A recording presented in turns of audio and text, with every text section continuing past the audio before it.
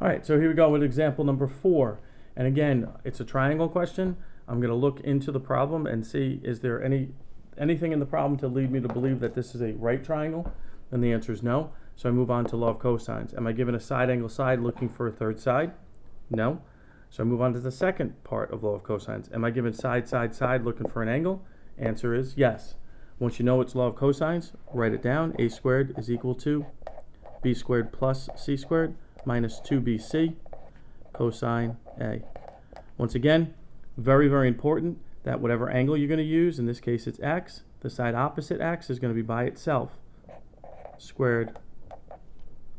So that's going to be 12 squared. Then it doesn't matter what b and c is. So 9.3 squared plus 7 squared minus 2 times 9.3 times 7 times the cosine of x.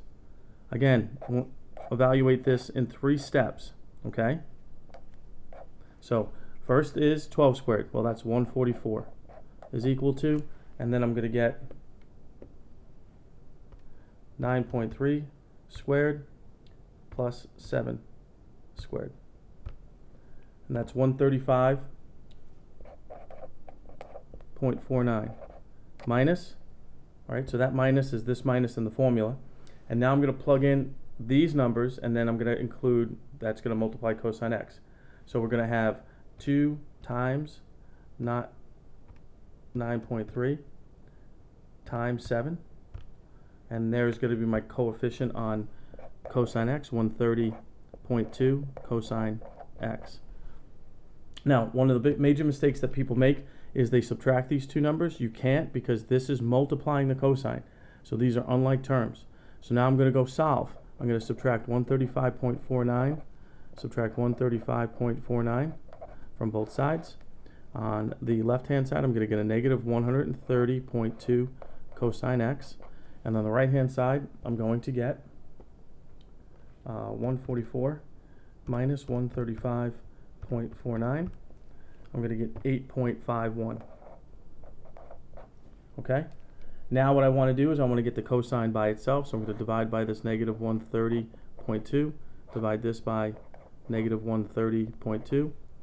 Alright, so I'm going to get cosine x is equal to that negative 30.2. That 8.5 divided by negative 30.2. You really don't have to do anything else from here.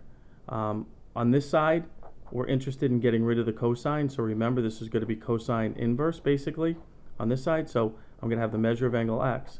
So the measure of angle x is going to equal the cosine inverse of a negative 8.51 divided by 130.2. Alright, so the measure of angle x is going to equal, and then I go to my calculator, and I'm going to go with second cosine, and I'm going to go negative 8.51 divided by 130.2. Oops. Oh, wrong. Negative is this side, not the minus. So negative 8.51 divided by, what was it? 130.2. Hit enter. That's the reason why I had the error. So now I have my angle, round that to the nearest tenth. I'm going to get 93.7 degrees. Okay? So there's example 4. All right, so now I move on to example 5. Example 5, we again go through the steps that we talked about. First step, is there anything that leads me to believe it's a right triangle? Answer is no. Am I given a side angle side looking for a third side? No. Am I given side, side, side looking for an angle? No. So I move on to law of sines. Now in law of sines, what's important about law of sines is you have an angle, and you either know something about the side opposite or it's marked. I have an angle, side opposite. So this is set up perfectly for law of sines. So let me write down the formula. A over sine A is equal to B over sine B. Alright, so let's call 5A. So that's 5 over the sine of the angle opposite, sine of 47, has to equal x over the sine of 68. Alright, so then we cross multiply. I'm going to get x sine of 47 equal to 5 times the sine of 68. Divide both sides by sine of 47.